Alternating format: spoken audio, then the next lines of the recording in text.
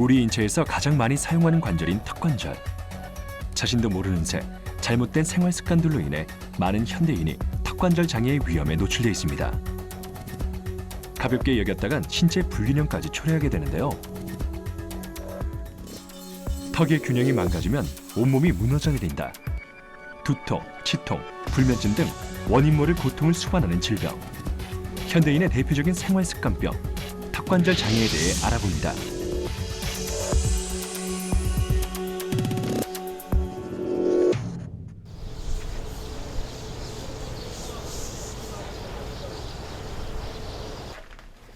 (48세의) 김진환 씨. 그녀는 10년 전 원인 모를 두통에 시달렸습니다.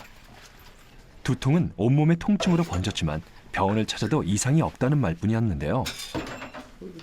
진짜 거짓말 안 하고 이렇게 그 드릴로 여기를 막 이렇게 뚫으면서 고문을 하는 듯한 그런 통증이었어요. 막 그래갖고 그걸 어떻게 약을 먹어도 어떻게 진정도 안 되고 약도 이제 계속 구토가 올라와서 먹지도 못하고 막 그래서 막 식구들한테 막 이제 막 악을 쓰면서 막 여기서 막 바로에서 막 대골대골 막 굴릴 정도로 그렇게 많이 아팠죠. 놀랍게도 이 모든 증상을 불러온 것은 턱관절 장애.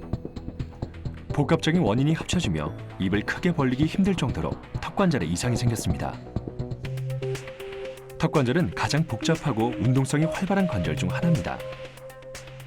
머리뼈와 아래 턱뼈를 연결하는 관절 사이는 디스크와 인대, 근육 등으로 이루어져 있는데요. 뼈와 뼈가 직접 만나는 부분에서 완충작용을 하는 디스크와 인대에 과부하가 걸리면 정상 위치를 벗어나거나 마모되며 턱관절 장애가 발생하게 됩니다. 턱관절 장애를 일으키는 원인으로는 외상과 스트레스, 그리고 이를 악무는 자세 등 자신도 모르게 관절에 무리를 주는 생활 습관 등을 들 수 있습니다. 평소 질긴 음식을 즐겨 먹었던 김진환 씨. 지금 돌이켜보면 한쪽으로 음식을 씹는 습관도 턱관절에 무리를 줬습니다. 밥 한 끼 편히 먹는 것이 소원이었던 그때. 급기야 온몸의 통증으로 호흡곤란까지 오는 악순환을 겪게 됐는데요.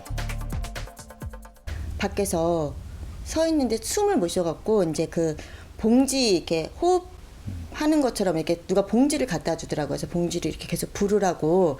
근데 그래서 진짜 응급실에 가서 산소호흡기라도 돼야 되나 막 이럴 정도로 호흡이 막 안 쉬어져가지고 굉장히 힘들었었어요.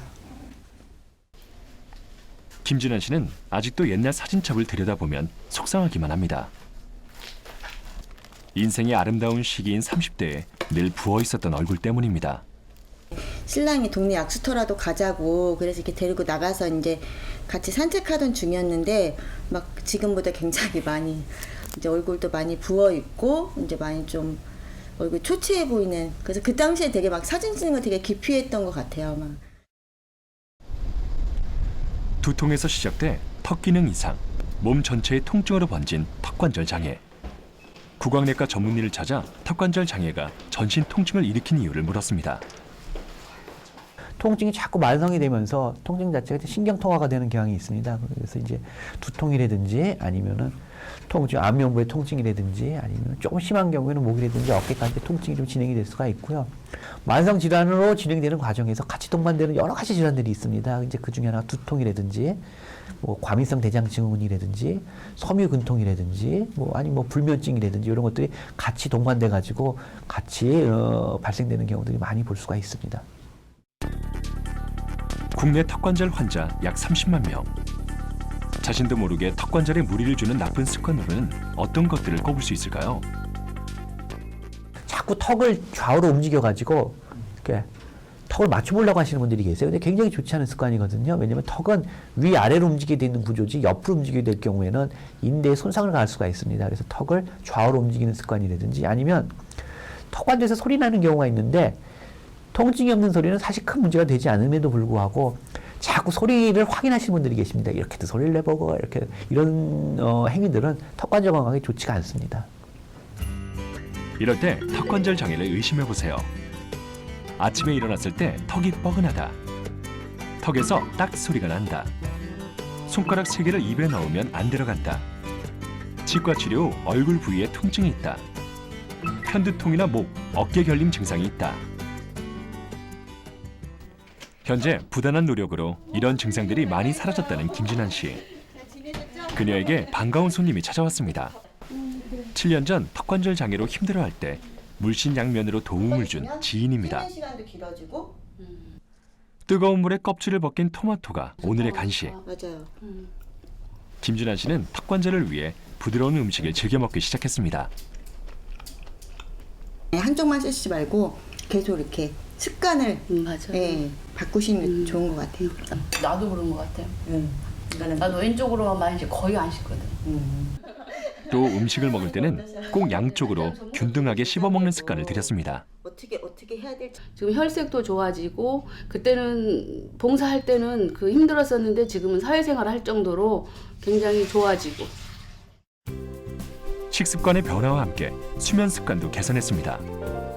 엎드려 자는 습관은 턱관절을 고문하는 것과 같았는데요. 공을 이렇게 바지 주머니에다가 이렇게 넣고서 이렇게 누우면은 얘가 조금만 돌아 누워도 굉장히 이쪽에 이제 통증이 와요. 골반뼈를 이제 찌르거나 이거 허벅지 근육을 찔러서 자다가 잠이 깨거든요. 그럼 똑바로 누워야지.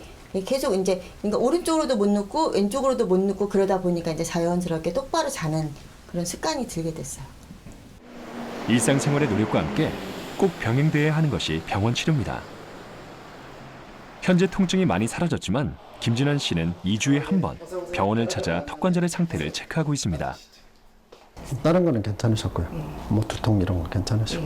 네, 좋습니다. 한번 제가 체크해 볼게요. 한번 기다려 보시고요. 이 환자분 같은 경우에 엑스레이 상으로 보면 턱관절이 당연히 안 좋았고요. 자세히 보시면 턱뼈의 이 끝부분인데 턱관절 부분인데 이게 머리처럼 원래 둥그렇게 생겼어야 되는데 이게 지금 많이 이렇게 뾰족하게 달아있죠. 그래서 여기에 그 다른 만큼 턱의 균형이 틀어진 거라고 생각하시면 됩니다. 그렇다면 턱관절 장애를 발견하면 어떤 치료를 받게 될까요? 파노라마 방사선 검사를 통해 턱관절의 이상 여부를 확인한 뒤 김진환 씨처럼 상태가 심한 경우에는 통증을 줄여주는 약물요법과 함께 교합 안전장치를 사용하는데요. 스플린트라고도 불리는 교합 안전장치를 치아에 끼고 있으면 미세한 턱관절의 불균형을 바로잡고 턱관절 근육의 긴장을 개선해 턱의 위치를 정상적인 상태로 유도하는 데 도움을 줍니다. 보통 우리가 턱관절 장애가 있을 경우에는 심한 경우에는 입안에 끼는 장치 치료를 하지만 간단한 경우에는 집에서도 할 수 있는 게 있습니다. 주로 온찜질이나 냉찜질을 하게 되죠. 그래서 우리가 온찜질, 더운 물 찜질은 보통은 우리가 1시간, 한두 시간 정도 하면 좋고요. 여기서 주의할 점은 우리가 1시간을 냉찜질이나 온찜질을 한다고 하면 20-30분을 초과하지 않게 30분을 초과하지 않는 게 좋습니다. 그러니까 대고 쉬었다 이렇게 하는 게 좋고요. 또 혀 운동법을 평소 실천해 보세요. 혀를 윗니 뒤쪽에 갖다 대고 입술을 가볍게 다물어 코로 숨을 쉬면 턱관절에 휴식을 줄 수 있습니다. 전문가들은 신속한 발견 즉시 조기 치료를 받을 것을 강조합니다. 계속 통증이 조절되지 않으면 빨리 병원에 오셔가지고 근육의 문제인지 관절 내부의 디스크의 문제인지를 한번 판단을 해보시고 적절한 치료를 받으셔서 통증은 가능한 한 빨리 차단시키는 것이 중요하다고 생각합니다. 예. 턱관절의 균형은 얼굴의 균형이고 얼굴의 균형은 몸의 균형이다.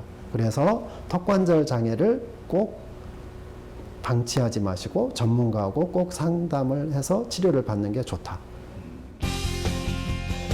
현대인들이 사회생활과 학업에서 받는 과도한 스트레스는 턱관절 주변의 근육을 경직시키고 목과 어깨의 근육 통증을 유발하게 됩니다. 또 턱을 괴거나 다리를 꼬는 자세 등 잘못된 생활 습관으로 턱관절의 균형이 틀어지기도 합니다. 지금이라도 자신의 자세를 점검하고 몸의 긴장을 풀어주는 본인만의 스트레스 해소법을 찾아보는 것은 어떨까요?